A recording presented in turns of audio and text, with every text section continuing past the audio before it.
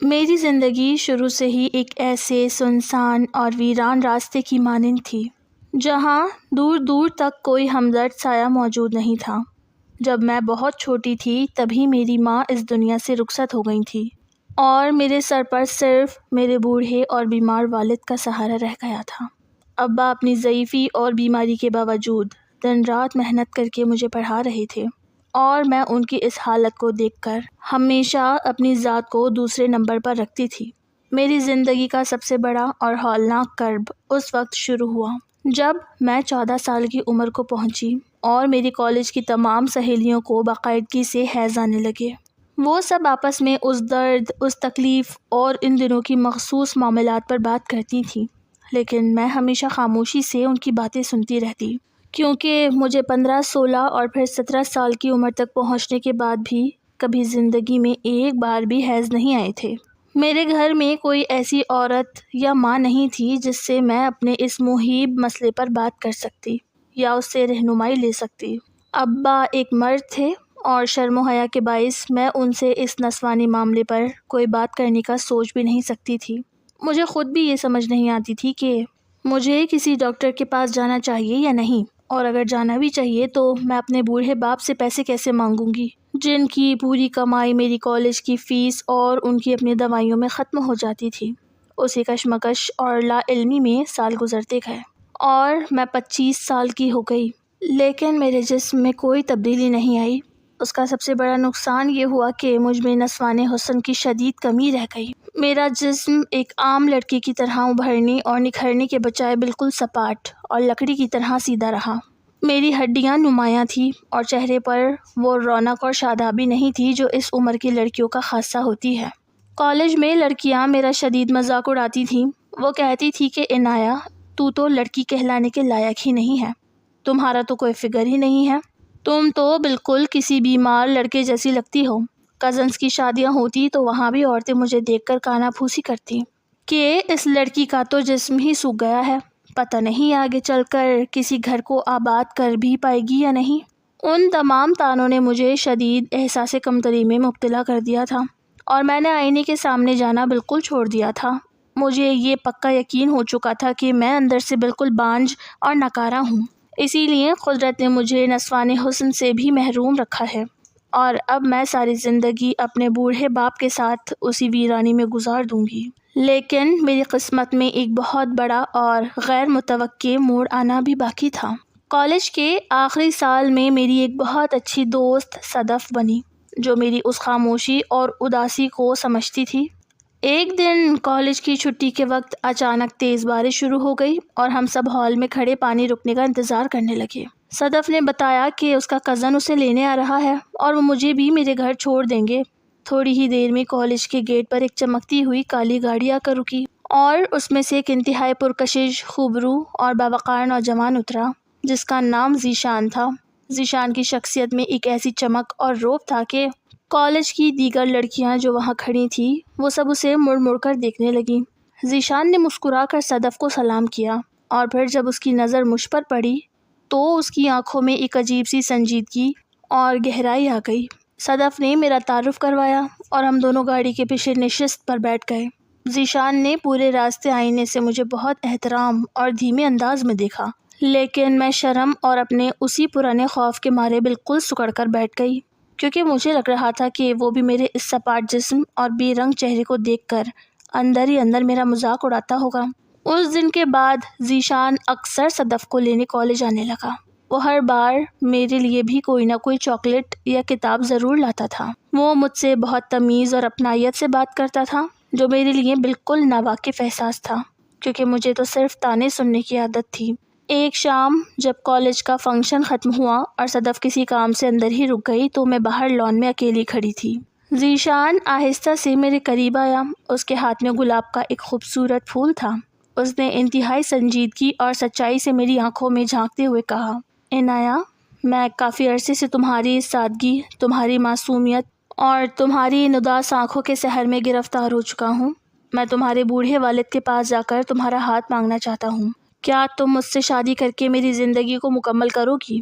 ذیشان کے منہ سے یہ الفاظ سن کر میرے پیروں تلے سے زمین نکل گئی۔ میرا دل اتنی زور سے دھڑکا کہ مجھے لگا وہ ابھی سینے سے باہر آ جائے گا۔ میں صدمے اور حیرت کی حالت میں اسے دیکھنے لگی۔ مجھے بالکل یقین نہیں آ رہا تھا کہ پورے شہر کی لڑکیوں کا کرش کہلانے والا یہ شاندار لڑکا مجھ جیسی بے حسن، سپاٹ اور اندر سے ادھوری لڑکی کو پروپوز کر رہا ہے۔ میرے ذہن میں سہیلیوں کے وہ کہکہے اور کزنس کے وہ طعنے گونجنے لگے کہ تم تو لڑکے جیسی ہو، تمہارا کوئی وجود ہی نہیں ہے۔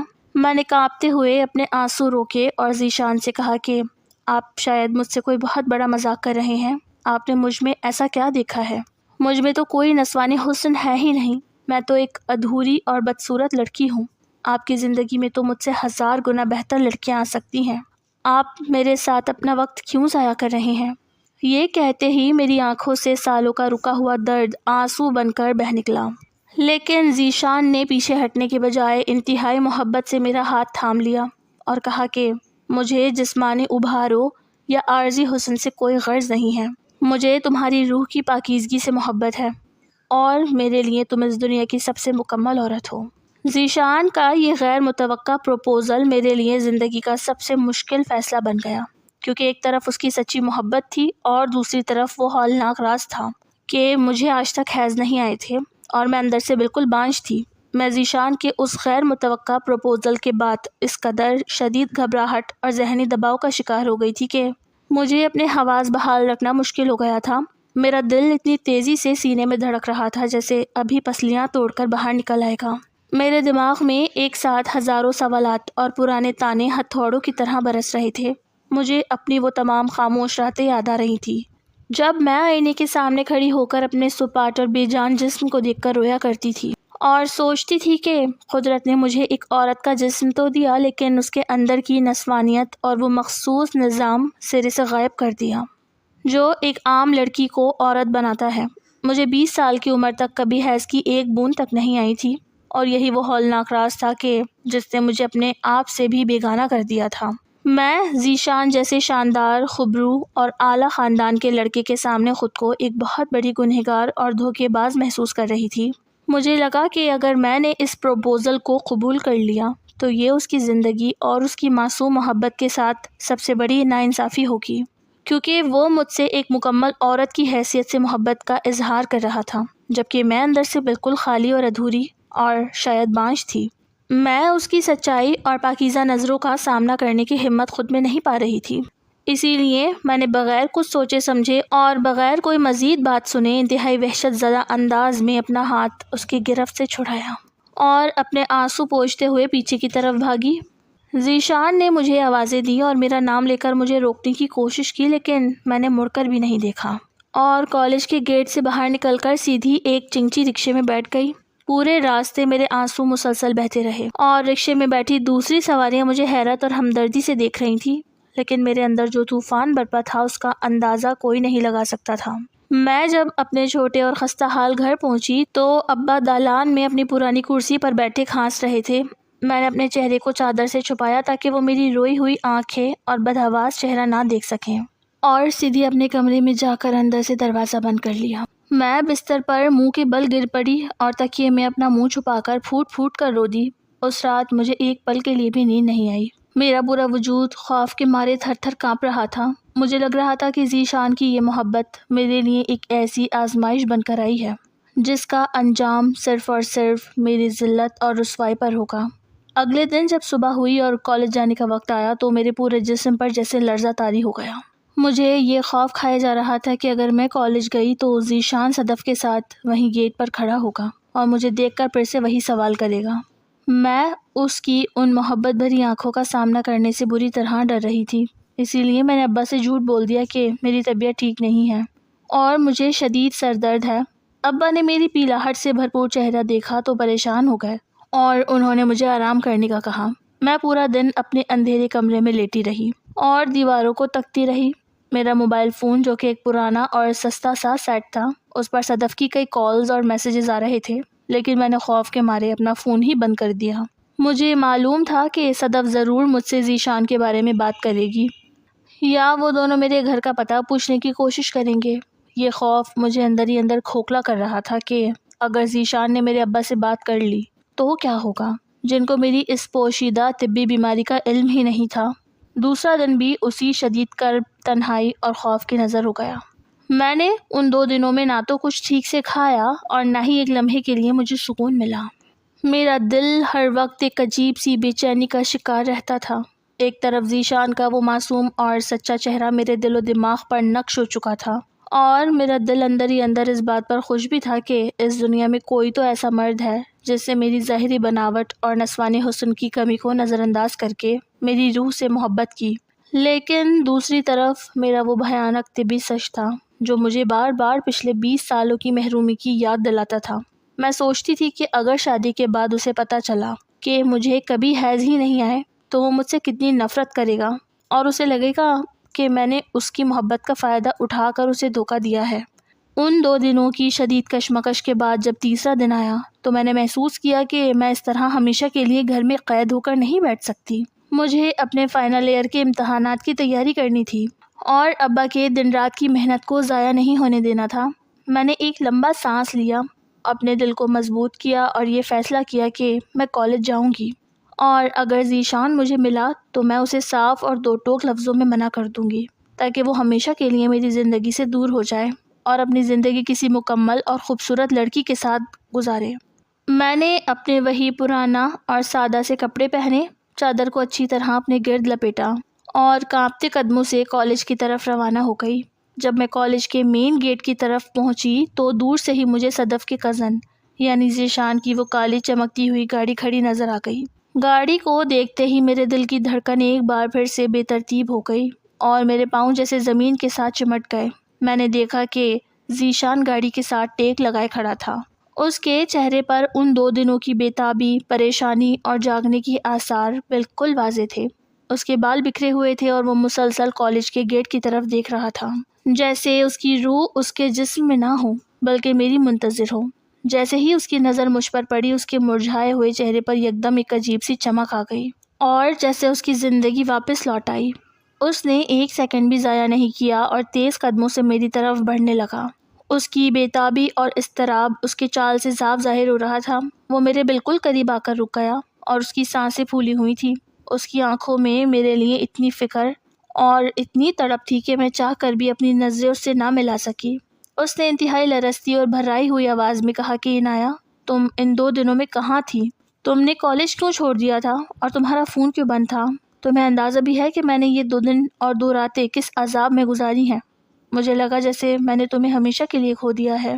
ذیشان کی اس بے پناہ بے تابی اور سچی محبت نے مجھے ایک بار پھر شدید جذباتی طوفان میں لا کھڑا کیا تھا، کیونکہ اب میرے لیے اسے انکار کرنا پہلے سے کہیں زیادہ مشکل ہو چکا تھا۔ میں ذیشان کی اس بے پناہ بے تابی اور فکر سے بھرپور باتوں کا کوئی جواب نہ دے سکی۔ میرے اندر کا خوف اس قدر شدید تھا کہ میری زبان نے میرا ساتھ دینے سے بالکل انکار کر دیا۔ ذیشان مسلسل میری آنکھوں میں جھانک کر اپنے سوالوں کے جواب ڈھونڈ رہا تھا، لیکن میں نے اپنی نظریں زمین پر گاڑ لی اور بنا کچھ کہے یکدم اس کے سامنے سے ہٹ کر تیز قدموں سے کالج کے اندر کی طرف بھاگ کھڑی ہوئی۔ ذیشان نے مجھے پیچھے سے آواز دی، لیکن میں نے مڑ کر نہ دیکھا اور سیدھی اپنی کلاس کی طرف چلی گئی جہاں صدف پہلے سے موجود تھی۔ صدف مجھے دیکھتے ہی اپنی سیٹ سے اٹھی اور تیزی سے میرے پاس آئی۔ اس کے چہرے پر شدید غصہ اور تشویش کے ملے جلے تاثرات تھے۔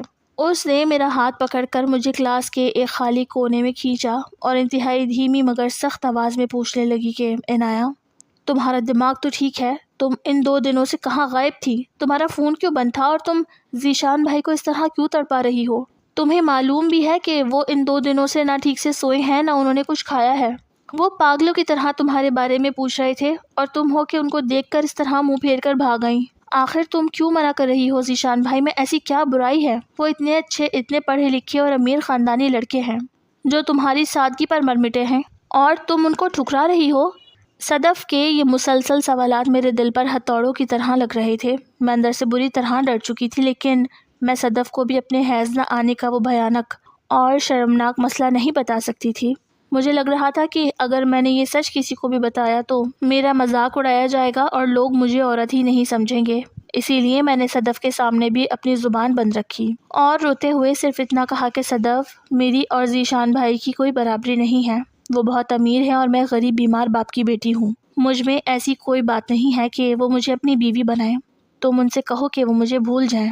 صدف نے میری اس بات پر اپنا سر پیٹ لیا اور کہا کہ تم واقعی پاگل ہو، وہ ظاہری چیزوں کو نہیں دیکھتے بلکہ وہ تمہاری روح سے محبت کرتے ہیں۔ لیکن میں ان کی کسی بات کا جواب دیے بغیر اپنی سیٹ پر جا کر بیٹھ گئی اور پورا دن کالج میں میرا دل پڑھائی میں بالکل نہیں لگا۔ مجھے ہر لمحہ یہی خوف کھائے جا رہا تھا کہ باہر ذیشان کھڑا میرا انتظار کر رہا ہوگا۔ جیسے ہی کالج کی چھٹی ہوئی، میں صدف کو بتائے بغیر چور راستے سے نکل کر سیدھی اپنے گھر پہنچ گئی اور ابا کے پاس بیٹھ کر ان کے پاؤں دبانے لگی تاکہ میرا ذہن اس خوف سے آزاد ہو سکے۔ لیکن میری قسمت کا فیصلہ تو اسی شام کو ہونا طے پا چکا تھا۔ رات کے تقریباً 8 بجے ہمارے چھوٹے اور خستہ حال گھر کے باہر اچانک 2 چمکتی ہوئی مہنگی گاڑیاں آ کر رکی، جن کی تیز روشنی ہمارے دالان تک آ رہی تھی۔ ابا حیرانی سے اٹھے اور انہوں نے باہر جا کر دیکھا تو وہاں ذیشان اپنے امیر کبیر اور انتہائی معزز والدین کے ساتھ کھڑا تھا۔ ذیشان کے والد شہر کے بڑے بزنس مین تھے اور ان کی شخصیت سے ایک وقار جھلک رہا تھا۔ ابا نے انتہائی عاجزی اور سادگی سے ان کا استقبال کیا اور انہیں ہمارے چھوٹے سے ڈرائنگ روم میں بٹھایا۔ میں اپنے کمرے کی کھڑکی کے پیچھے چھپ کر یہ سب دیکھ رہی تھی اور میرا پورا وجود خوف کے مارے برف کی طرح ٹھنڈا ہو چکا تھا۔ ذیشان کے والدین نے ابا سے بہت محبت اور احترام سے بات شروع کی اور ذیشان کے والد نے سیدھا ابا کے سامنے میرا ہاتھ ذیشان کے لیے مانگ لیا۔ انہوں نے کہا کہ ہمارے بیٹے نے آپ کی بیٹی کی سادگی اور اخلاق کو پسند کیا ہے اور ہم اس رشتے کے لیے بہت خوش ہیں۔ ابا نے جب ذیشان جیسے شاندار اور خاندانی لڑکے کو دیکھا اور ان کا اتنا بڑا کاروبار اور دولت دیکھی تو ان کی آنکھوں میں خوشی کے آنسو آ گئے۔ ابا کو لگا کہ ان کی غریب اور بے حسن بیٹی کی تقدیر جاگ گئی ہے اور ان کے مرنے سے پہلے ان کا سب سے بڑا فرض پورا ہو جائے گا۔ ابا نے ایک لمحہ بھی ضائع کیے بغیر ذیشان کے والدین کے سامنے ہاتھ جوڑ کر کہا کہ میرے لیے اس سے بڑی خوش نصیبی کیا ہو سکتی ہے کہ مجھ جیسے غریب کی بیٹی آپ کے گھر کی زینت بنے گی۔ میں یہ رشتہ بالکل پکا کرتا ہوں۔ میں یہ سب سن کر کمرے میں اندر ہی اندر تڑپ اٹھی۔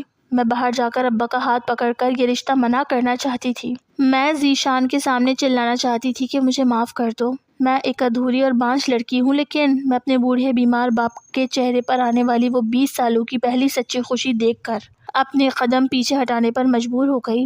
میرے اندر اتنی ہمت نہیں تھی کہ میں اپنے باپ کی اس خوشی کو خاک میں ملا دوں، اور یوں میں چاہ کر بھی منع نہ کر پائی اور ہمارا رشتہ بالکل پکا ہو گیا۔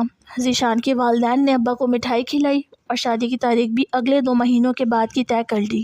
اس رات جب وہ سب چلے گئے تو ابا نے مجھے گلے سے لگا کر بہت دعائیں دی اور کہا کہ عنایہ تم میری قسمت کی چابی ہو، تمہاری وجہ سے میری ساری فکریں ختم ہو گئیں۔ لیکن ابا کو کیا معلوم تھا کہ ان کی یہ بیٹی اندر سے کس ہولناک جہنم میں جل رہی تھی۔ اسی رات سے میرے اور ذیشان کے درمیان بات چیت کا ایک ایسا سلسلہ شروع ہوا جس نے میرے کرب کو روزانہ کی بنیاد پر 1000 گنا بڑھا دیا۔ ذیشان روز رات کو ٹھیک 11 بجے مجھے کال کرتا تھا اور گھنٹوں مجھ سے محبت بھری باتیں کرتا تھا۔ اس کی آواز میں ایک ایسا سحر اور ایسی تڑپ ہوتی تھی کہ میں چاہ کر بھی اس سے بے رخی نہیں اختیار کر پاتی تھی۔ وہ مجھے بتاتا تھا کہ وہ مجھ سے کتنی دیوانہ وار محبت کرتا ہے اور میں اس کے لیے کتنی خاص ہوں۔ وہ ہمارے مستقبل اور ہمارے ہونے والے بچوں کی باتیں کرتا تھا۔ ذیشان کو بچوں کا بہت زیادہ شوق تھا۔ وہ اکثر رات کو فون پر کہتا تھا کہ عنایہ جب ہماری شادی ہو جائے گی تو ہمارے گھر میں چھوٹے بچوں کی کہکے گونجیں گے۔ میں اپنے پہلے بچے کا نام یہ رکھوں گا اور میں اسے اپنے ہاتھوں سے اٹھاؤں گا۔ میں ایک بہت اچھا باپ بنوں گا اور تم دنیا کی سب سے بہترین ماں بنو گی۔ ذیشان جب بھی ماں بننے اور بچوں کا ذکر کرتا تو میرے دل پر جیسے کوئی تیز دھار خنجر چل جاتا۔ میرے جسم میں سنسنی خیز لہر دوڑ جاتی تھی اور میں اندر ہی اندر بری طرح تڑپ جاتی تھی۔ مجھے لگتا تھا کہ میں دنیا کی سب سے بڑی دھوکے باز ہوں جو ایک ایسے مرد کے بچوں کے خواب سن رہی ہے جسے یہ بھی نہیں معلوم کہ اس کے ہونے والی بیوی کو آج تک حیض کی ایک بوند تک نہیں آئی اور وہ شاید کبھی ایک بچے کو جنم دینے کے لائق ہی نہیں ہے۔ ذیشان فون پر میری خاموشی کو محسوس کر کے اکثر پوچھتا تھا کہ عنایہ تم چپ کیوں ہو گئی؟ کیا تمہیں بچوں کا شوق نہیں ہے یا تم شرما رہی ہو؟ اور میں اپنے آنسوؤں کو پوچھتے ہوئے جھوٹ موٹ کی ہنسی ہنس کر کہتی کہ نہیں، ایسی کوئی بات نہیں ہے۔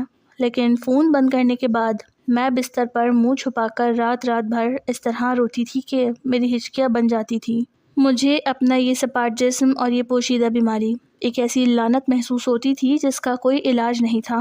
ہر گزرتے دن کے ساتھ شادی کی تاریخ قریب آ رہی تھی اور میرا یہ خوف اپنی آخری حدوں کو چھو رہا تھا کہ جب شادی کی پہلی رات ذیشان کو میری اس سچائی کا پتہ چلے گا تو اس کا وہ بچوں کا شوق اور اس کی معصوم محبت کس طرح نفرت اور حقارت میں بدل جائے گی، اور میں اس طوفان کا سامنا کیسے کروں گی۔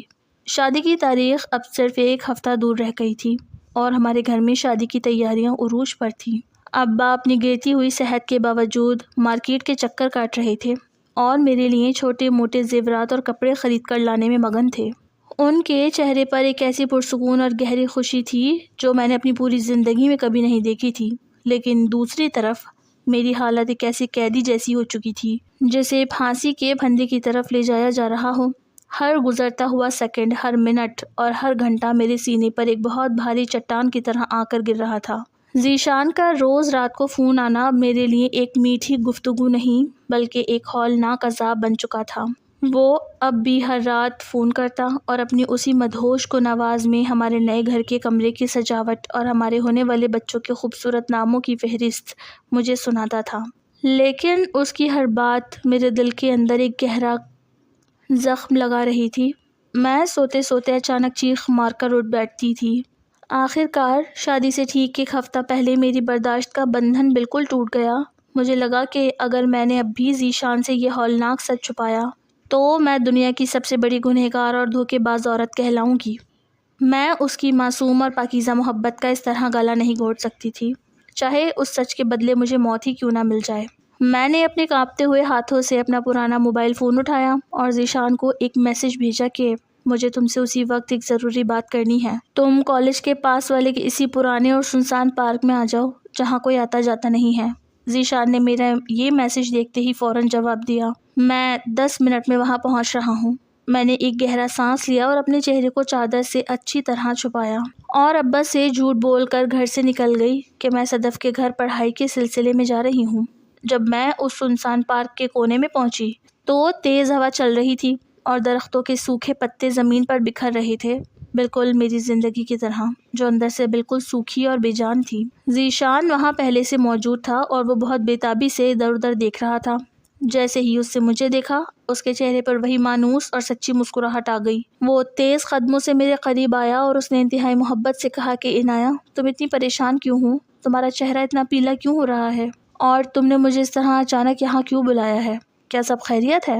ذیشان کی یہ اپنائیت اور اس کا یہ پیار دیکھ کر میری آنکھوں سے آنسوؤں کا ایک سیلاب یکدم ابل پڑا اور میں نے اپنا منہ دونوں ہاتھوں سے چھپا لیا۔ ذیشان میری یہ حالت دیکھ کر بری طرح گھبرا گیا۔ اس نے آگے بڑھ کر میرے کانپتے ہوئے ہاتھوں کو اپنے ہاتھوں میں لیا اور انتہائی فکر مندی سے پوچھنے لگا کہ خدا کے لیے عنایہ، مجھے بتاؤ کیا ہو گیا ہے؟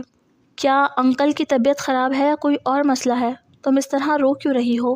تمہارا یہ رونا میرے دل کو چیر رہا ہے۔ میں نے بڑی مشکل سے اپنے روتے ہوئے وجود کو سنبھالا اور اپنی نظریں اس کے چہرے سے ہٹا کر زمین پر جما دی۔ میری زبان جیسے تالو سے چپک چکی تھی اور میرے حلق سے آواز ہی نہیں نکل رہی تھی۔ میرے اندر کا خوف مجھے بار بار روک رہا تھا کہ اگر تم نے یہ سچ بولا تو یہ شاندار مرد اسی لمحے تمہارا ہاتھ چھوڑ کر ہمیشہ ہمیشہ کے لیے چلا جائے گا۔ لیکن میرے احساس جرم نے مجھے آگے دھکیلا۔ میں نے ایک بہت گہرا اور تڑپتا ہوا سانس لیا اور انتہائی ہچکچاتے ہوئے کانپتی اور لڑکھڑاتی آواز میں کہا کہ ذیشان، میں ایک بہت بڑی گنہگار ہوں۔ میں نے تم سے اور تمہارے والدین سے ایک بہت بڑی اور ہولناک حقیقت چھپائی ہے جو مجھے تمہیں بہت پہلے بتا دینی چاہیے تھی۔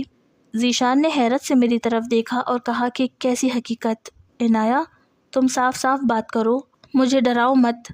میں نے اپنے آنسوؤں کو پونچھتے ہوئے اپنی چادر کو ہاتھوں میں بری طرح بھینچ لیا اور انتہائی کربناک انداز میں کہا کہ ذیشان، تم جس لڑکی سے شادی کرنے جا رہے ہو وہ ایک مکمل عورت نہیں ہے۔ مجھ میں وہ نسوانیت اور وہ بنیادی نظام ہی موجود نہیں ہے جو ایک عام لڑکی کو عورت بناتا ہے۔ مجھے بچپن سے لے کر آج 20 سال کی عمر تک کبھی زندگی میں ایک بار بھی حیض نہیں آئے۔ میں ہر مہینے دوسری لڑکیوں کو دیکھ کر تڑپتی تھی، لیکن میرا جسم بالکل سپاٹ اور بے جان رہا۔ مجھ میں نسوانی حسن کی یہ کمی اسی بیماری کی وجہ سے ہے۔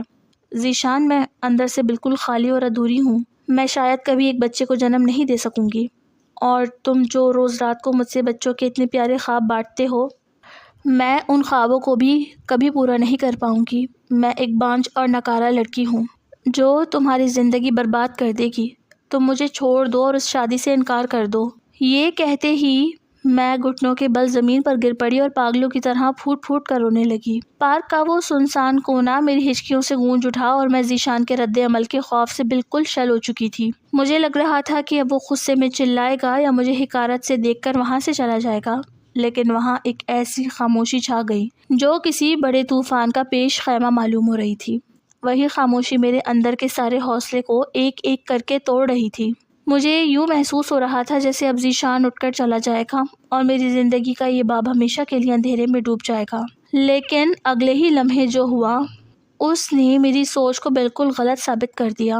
ذیشان زمین پر میرے بالکل قریب گھٹنوں کے بل بیٹھ گیا۔ اس نے اپنے دونوں نرم اور مضبوط ہاتھوں سے میرے چہرے کو اٹھایا۔ اس کی آنکھوں میں ذرہ برابر بھی غصہ یا حقارت نہیں تھی، بلکہ وہاں ایک سمندر جیسی گہری محبت اور لامحدود ہمدردی امٹ رہی تھی۔ اس نے انتہائی دھیمے اور پراعتماد لہجے میں مجھ سے کہا کہ عنایہ، تم نے مجھے کیا سمجھا ہے؟ کیا میری محبت اتنی کمزور ہے کہ تمہاری کسی اندرونی طبی یا جسمانی مجبوری کی وجہ سے ٹوٹ جائے گی؟ ذیشان کی ان دل کو چھو لینے والی باتوں نے میرے مردہ ہوتے ہوئے وجود میں ایک نئی جان ڈال دی۔ اس نے مزید کہا کہ میں تمہارے جسم یا اس کے ظاہری خد و خال سے نہیں بلکہ تمہاری روح کی پاکیزگی سے محبت کرتا ہوں، اور اگر تمہیں کوئی اندرونی یا طبی مسئلہ ہے تو یہ دنیا کا کوئی آخری مسئلہ نہیں ہے۔ ہم دنیا کے کسی بھی اچھے سے اچھے ڈاکٹر کے پاس جائیں گے، اس کا مکمل علاج کروائیں گے اور تم بالکل حوصلہ مت ہارو، سب کچھ ٹھیک ہو جائے گا۔ ذیشان نے بہت پیار سے میرے آنسو اپنے ہاتھوں سے صاف کیے، مجھے زمین سے اٹھایا اور دلاسا دیتے ہوئے کہا کہ اب تم زیادہ مت رو، میں تمہیں صدمے کی اس حالت میں یہاں اکیلا نہیں چھوڑ سکتا۔ چلو میں تمہیں تمہارے گھر تک چھوڑ آتا ہوں تاکہ تم سکون سے اپنے کمرے میں جا کر آرام کر سکو۔ میں نے کانپتے ہوئے قدموں سے اس کی گاڑی کا رخ کیا اور وہ خاموشی سے مجھے بٹھا کر ہمارے محلے کے نکڑ پر لے آیا۔ گاڑی سے اترتے وقت اس کی آنکھوں میں ایک عزم اور تسلی تھی کہ وہ اس معاملے کا کوئی نہ کوئی باعزت حل ضرور نکالے گا۔ میں نے ڈرتے ڈرتے گھر میں قدم رکھا اور اپنے کمرے میں جا کر بستر پر لیٹ گئی۔ میرے دل میں ایک طرف جہاں ذیشان کی اس اچھائی اور سچی محبت کا شدید احساس تھا، وہیں دوسری طرف ایک انجانا خوف بھی بیٹھا ہوا تھا کہ جب اس کے گھر والوں کو اس بات کا علم ہوگا تو کیا طوفان برپا ہوگا۔ دوسری طرف جب ذیشان اپنے گھر پہنچا تو اس کے دل میں صرف یہ بات تھی کہ اپنے والدین سے وہ کوئی بات نہیں چھپائے گا، خاص طور پر اپنی ماں سے، کیونکہ وہ جانتا تھا کہ گھر کے معاملات میں اس کی ماں کا فیصلہ بہت اہم ہوتا ہے۔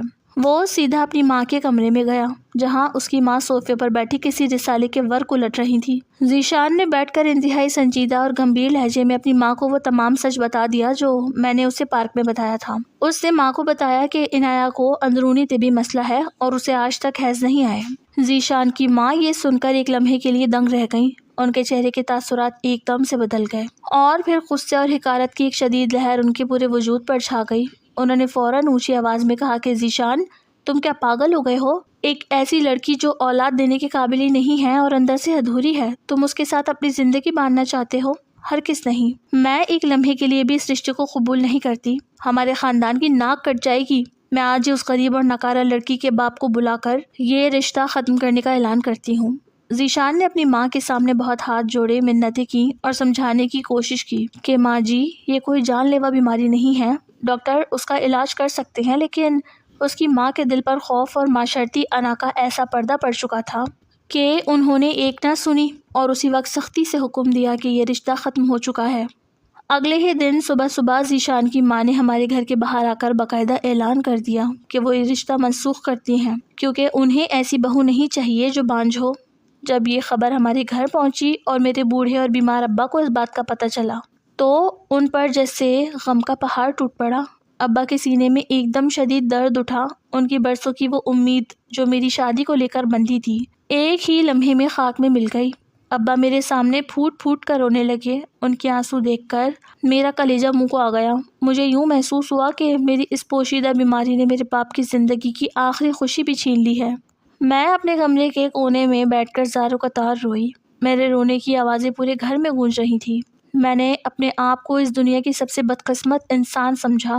مجھے لگا کہ اب میری زندگی کا کوئی مقصد باقی نہیں رہا۔ میں نے کھانا پینا بالکل چھوڑ دیا اور سارا دن بس دیواروں کو دیکھ کر روتی رہتی۔ ابا صدمے سے بستر پر لیٹ گئے اور ڈاکٹر کو بلانا پڑا۔ گھر کا پورا ماحول ایک ہولناک ماتم کدہ بن چکا تھا۔ میرے دل میں بار بار یہ خیال آتا کہ میں مر کیوں نہیں جاتی تاکہ میرے باپ کو یہ ذلت نہ دیکھنی پڑتی۔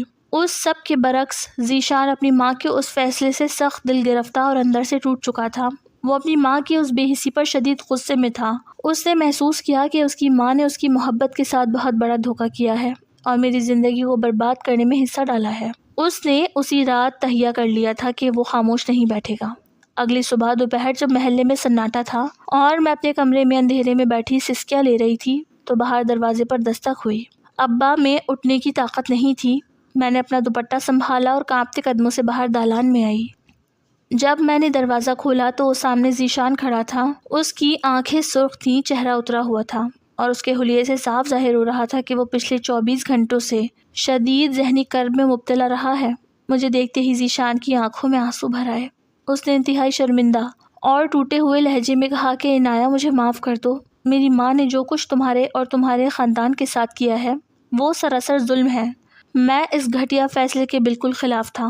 میں نے اپنی ماں کے سامنے بہت احتجاج کیا، ان کے آگے ہاتھ جوڑے کہ ایسا مت کرو، لیکن وہ اپنی ضد پر اڑی رہیں۔ میں تمہیں یہ یقین دلانے آیا ہوں کہ میں نے تمہیں کبھی چھوڑنے کا نہیں سوچا تھا۔ میری محبت اس طرح کاغذی ثابت نہیں ہوگی۔ اور دیکھو عنایہ، میں نے شہر کی ایک بہت ہی ماہر، بڑے اور جانے مانے گائنیکالوجسٹ اور سرجن کا پتہ لگا لیا ہے جو اس طرح کے اندرونی اور پیدائشی مسدود مسائل کا کامیاب علاج کرتے ہیں۔ تم ذرا بھی مت گھبراؤ، میں اپنی گاڑی لایا ہوں، تم میرے ساتھ چلو، میں تمہیں اسی وقت اس ڈاکٹر کے پاس لے جا رہا ہوں۔ وہ ہمیں بتائے گا کہ اس کا حل کیا ہے اور میں تمہارا ساتھ کبھی نہیں چھوڑوں گا۔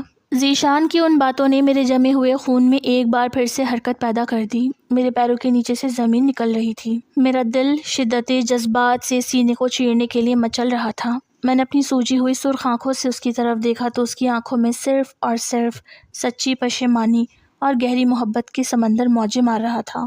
مجھے یقین نہیں آ رہا تھا کہ اس طوفان کے بعد بھی کوئی مرد اس طرح میرے دروازے پر کھڑا ہو کر میرا ہاتھ تھامنے کی بات کر رہا ہے۔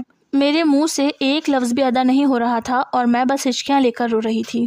مجھے یقین نہیں آ رہا تھا کہ اس طوفان کے بعد بھی کوئی مرد اس طرح میرے دروازے پر کھڑا ہو کر میرا ہاتھ تھامنے کی بات کر رہا ہے۔ میرے منہ سے ایک لفظ بھی ادا نہیں ہو رہا تھا اور میں بس ہچکیاں لے کر رو رہی تھی۔ ذیشان نے آگے بڑھ کر میرے گھر کی دہلیز پر کھڑے ہو کر میرے بوڑھے اور بیمار ابا کو دور سے دیکھا جو چارپائی پر لیٹے اپنی بے بسی کے آنسو بہا رہے تھے۔ ذیشان نے ہاتھ جوڑ کر ابا سے معافی مانگی اور انتہائی عاجزی سے کہا، انکل مجھ سے بہت بڑی ناانصافی ہو گئی ہے، لیکن خدا کے لیے مجھ پر اعتماد کریں، میں اپنی عنایوں کو یوں ادھورا نہیں چھوڑوں گا۔ اس نے میرا ہاتھ اپنی مضبوط گرفت میں لیا اور مجھے باہر کھڑی اپنی گاڑی کی طرف لے جانے لگا۔ میرے اندر کا ڈر اب بھی مجھے کاٹ رہا تھا کہ اگر اس کی ماں کو اس بات کا پتہ چلا تو وہ اور زیادہ قیامت برپا کر دیں گی، لیکن ذیشان کے عزم اور اس کی ہٹ دھرمی نے میرے سارے ڈر کو وقتی طور پر دبا دیا تھا۔ میں نے ہلکا سا سر ہلا کر اس کے ساتھ جانے پر رضامندی ظاہر کی اور اس کی گاڑی کی طرف بڑھ گئی۔ اس نے مجھے آگے والی سیٹ پر بٹھایا اور خود ڈرائیونگ سیٹ سنبھال لی۔ اس نے گاڑی کو ایک جھٹکے کے ساتھ آگے بڑھایا اور ہم شہر کی مصروف سڑکوں سے ہوتے ہوئے اس نامور ڈاکٹر کے کلینک کی طرف رواں دواں ہو گئے۔ راستے میں کوئی بات نہیں ہوئی کیونکہ میرے حواس اتنے منتشر تھے کہ میں کچھ سوچنے کے قابل ہی نہیں تھی۔ بس میرے کانوں میں ذیشان کے وہ الفاظ گونج رہے تھے کہ وہ مجھے ٹھیک کرنے کا راستہ ڈھونڈ چکا ہے۔ کچھ ہی دیر میں گاڑی ایک انتہائی پرتعیش اور جدید طبی مرکز کے گیٹ پر جا کر رکی۔ ذیشان نے گاڑی پارک کی اور اتر کر میرا دروازہ کھولا۔ اس کا ہاتھ تھام کر جب میں نے اس ہسپتال کی سیڑھیوں پہ قدم رکھا تو میرا دل بری طرح دھڑک رہا تھا۔ ہم اندر ریسیپشن پر گئے جہاں ذیشان نے پہلے ہی اپنی شناخت اور اپائنٹمنٹ کے بارے میں بتا رکھا تھا۔ ریسیپشن نے ہمیں دیکھتے ہی اندر والے بڑے ویٹنگ روم میں بیٹھنے کا اشارہ کیا۔ وہاں بیٹھے ہوئے لوگ ہمیں اس طرح دیکھ رہے تھے جیسے ہم کسی انوکھے عذاب میں مبتلا ہوں، لیکن ذیشان نے میرا ہاتھ سختی سے پکڑ رکھا تھا تاکہ مجھے اپنے اکیلے پن کا احساس نہ ہو۔ 15 منٹ کا انتظار ہمارے لیے صدیوں جیسا طویل لگ رہا تھا۔ ہر گزرتے سیکنڈ کے ساتھ میرے دل کی دھڑکنیں تیز ہو رہی تھیں اور مجھے یوں محسوس ہوتا تھا کہ جیسے میری زندگی کا فیصلہ اب سے کچھ ہی لمحوں میں ہونے والا ہے۔ اتنے میں اندر سے ایک نرس باہر آئی اور اس نے میرا نام پکارا۔ عنایہ کا نام سنتے ہی ذیشان ایک دم سے کھڑا ہو گیا۔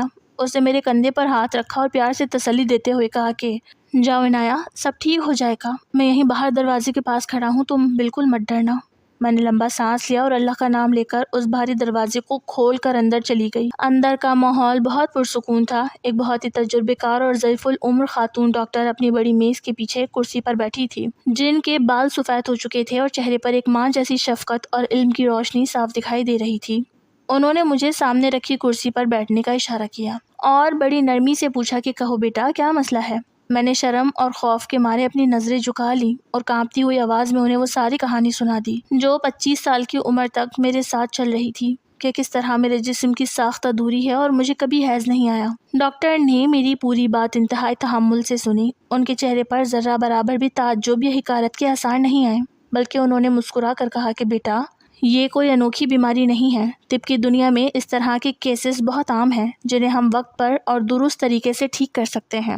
انہوں نے مجھے فوراً ساتھ بنے معائنے کے کمرے میں لیٹنے کا کہا۔ میں نے بستر پر لیٹ کر اپنی آنکھیں بند کر لی۔ ڈاکٹر نے جب اپنا معائنہ شروع کیا اور اپنے ہاتھوں سے اندرونی دباؤ کا جائزہ لیا تو مجھے ہلکا سا درد محسوس ہوا، اور اگلے ہی لمحے ڈاکٹر نے کچھ ایسا کیا کہ اندر کا وہ سالوں پرانا بندھا ہوا رستہ کھل گیا اور ایک دم سے سارا بستر لال ہو گیا۔ میرے جسم سے وہ سارا جمع ہوا بوجھ اور تکلیف ایک ہی سیکنڈ میں باہر نکل گئی، اور مجھے یوں لگا جیسے میرے وجود پر پڑا ہوا برسوں پرانا کوئی بہت بڑا پہاڑ اٹھا لیا گیا ہو۔ ڈاکٹر نے مسکرا کر مجھے اٹھنے کا اشارہ کیا اور کہا کہ مبارک ہو عنایہ، تمہاری یہ کوئی اندرونی بیماری یا بانجھ پن نہیں تھا، بلکہ ایک جلی نما رکاوٹ تھی جو اب ختم ہو چکی ہے۔ تم اندر سے ایک بالکل مکمل اور صحت مند عورت ہو اور ماں بننے کی مکمل صلاحیت رکھتی ہو۔ یہ سن کر میری آنکھوں سے خوشی کے آخری قطرے بھی بہہ نکلے اور میں ڈاکٹر کے قدموں میں گر کر رونے لگی۔ میں نے باہر آ کر جب ذیشان کو یہ خوشخبری سنائی تو وہ خوشی سے پھولے نہ سمایا۔ اس نے مجھے گلے سے لگا لیا۔ ذیشان کے چہرے پر جو اطمینان اور سکون میں نے دیکھا وہ میری زندگی کا سب سے قیمتی اثاثہ بن گیا تھا۔ اس نے میرا ہاتھ مضبوطی سے اپنے ہاتھ میں لیا اور کہا کہ عنایہ، اب ہماری اس خوشی کے راستے میں کوئی رکاوٹ حائل نہیں ہو سکتی، اور اب وقت آ گیا ہے کہ ہم اس رشتے کو ایک نئے اور پکے بندھن میں باندھ لیں۔ اس نے مجھے اپنی گاڑی میں بٹھایا اور سیدھا میرے گھر لے آیا تاکہ میرے بوڑھے ابا کو اس معجزے کی خبر دی جا سکے۔ جب ہم نے ابا کو یہ سب بتایا تو ان کی آنکھوں سے خوشی کے ایسے سیلاب بہہ نکلے کہ ان کے منہ سے الفاظ ہی ادا نہیں ہو رہے تھے۔ ابا نے ذیشان کو گلے سے لگا لیا اور دعاؤں سے جھولی بھر دی۔ اس کے بعد ذیشان نے ایک لمحہ بھی ضائع کیے بغیر اپنے گھر کا رخ کیا۔ وہ جانتا تھا کہ اس کی ماں کا رویہ تلخ تھا، لیکن وہ یہ بھی جانتا تھا کہ سچائی سامنے آنے کے بعد اس کی ضد کا کوئی جواز باقی نہیں رہتا۔ جب ذیشان گھر کے اندر داخل ہوا تو اس کی ماں صوفے پر بیٹھی تھی۔ ذیشان نے بالکل سنجیدہ اور فیصلہ کن لہجے میں اپنی ماں کے سامنے وہ تمام طبی رپورٹس اور ڈاکٹر کی کہی ہوئی باتیں رکھ دیں۔ اس نے اپنی ماں کو سمجھایا کہ عنایہ میں کوئی عیب یا بانجھ پن نہیں تھا، بلکہ وہ ایک مکمل صحت مند عورت ہے، اور ہم نے بلا وجہ ایک پاکیزہ رشتے کو غلط فہمی کی نظر کر دیا تھا۔ ذیشان کی ماں نے جب وہ رپورٹس دیکھی اور اپنے بیٹے کی آنکھوں میں وہ عزم دیکھا تو ان کا وہ غصہ اور غرور آہستہ آہستہ پگھلنے لگا۔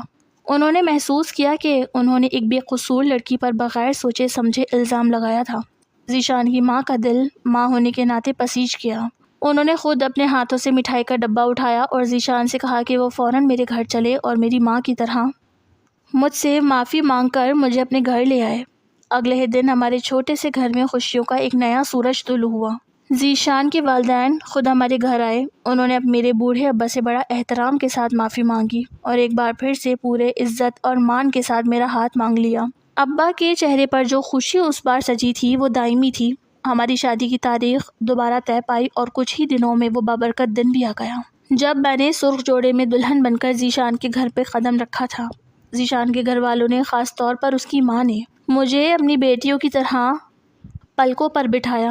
جو ماں کل تک مجھے تانے دیتی تھی آج وہی میرا ہر لمحہ خیال رکھتی تھی۔ میرے بوڑھے ابا بالکل مکمل طور پر پرسکون اور مطمئن تھے، کیونکہ ان کی اکلوتی بیٹی کو ایک ایسا جیون ساتھی مل گیا تھا جو اس کی روح سے محبت کرتا تھا۔ وقت نے تمام زخموں پر مرہم رکھ دیا اور آج ہمارے اس بھرے پورے گھر میں چھوٹے بچوں کے میٹھے اور پیارے قہقہے گونجتے ہیں، جن کی آواز سن کر میرا دل اللہ کے شکر سے بھر جاتا ہے۔ میری تاریک اور خوفزدہ راتیں ہمیشہ کے لیے ایک روشن اور خوبصورت سچائی میں بدل چکی تھیں، اور میں اب دنیا کی سب سے خوش قسمت ترین بیوی اور ماں تھی۔